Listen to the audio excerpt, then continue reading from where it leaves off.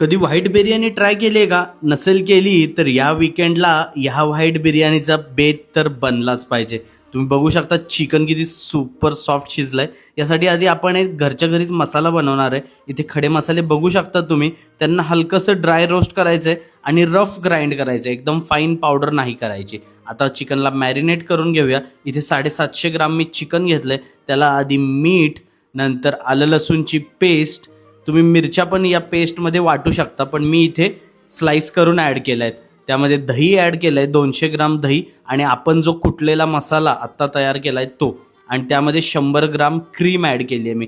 तुमच्याकडे क्रीम नसेल तर दुधावरची साय काढून तुम्ही 1 लिटर दुधावरची साय इनफ होऊन जाईल एवढ्या रेसिपीला.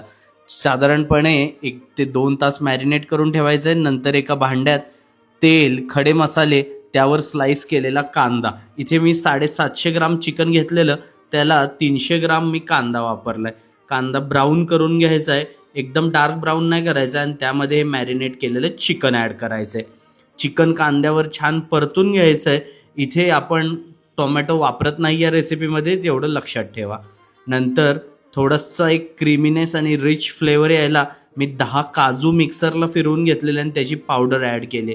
थोडंसं स्पाइस लेवल कमी वाटलं म्हणून अजून थोड्या मिरच्या आणि फ्लेवरसाठी पुदिना आणि कोथिंबीर ॲड करून घ्यायचे चिकनमध्ये. अशा पद्धतीने आपलं चिकन एकदम फ्लेवरफुल तयार होऊन जाईल.